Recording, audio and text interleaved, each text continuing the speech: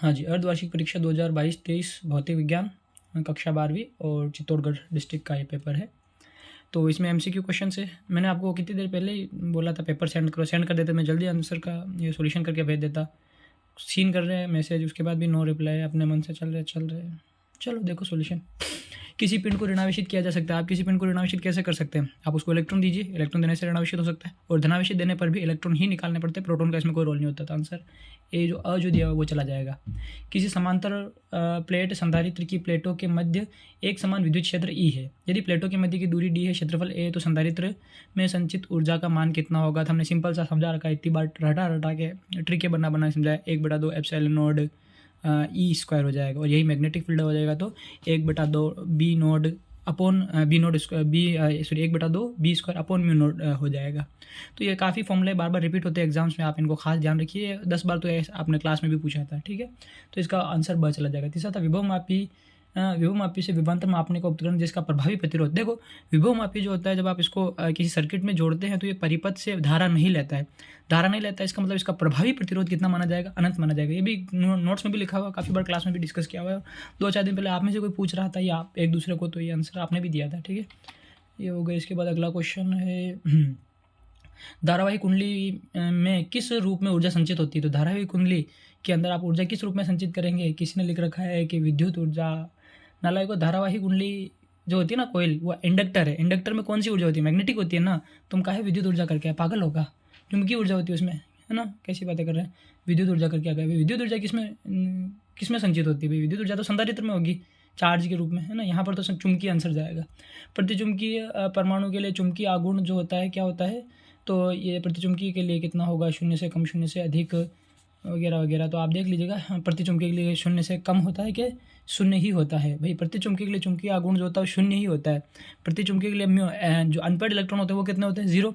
अगर unpaired electron 0 है तो बताइए इसका म्यू भी कितना निकल के आएगा? 0। प्रतिचुंबकीय के लिए 0, और जो अनुचुंबकीय के हो गया वो उनके ज़्यादा हो जाएंगे। और फिर यानी कि आपका जो लोह चुंबकीय उनका भी 1 से ज़्यादा आएगा, और उनका बहुत ही ज़्यादा होता है लोह चुंबकीय का। तो इसका आंसर चला जाएगा 5वें का 0 अ वाला, है ना।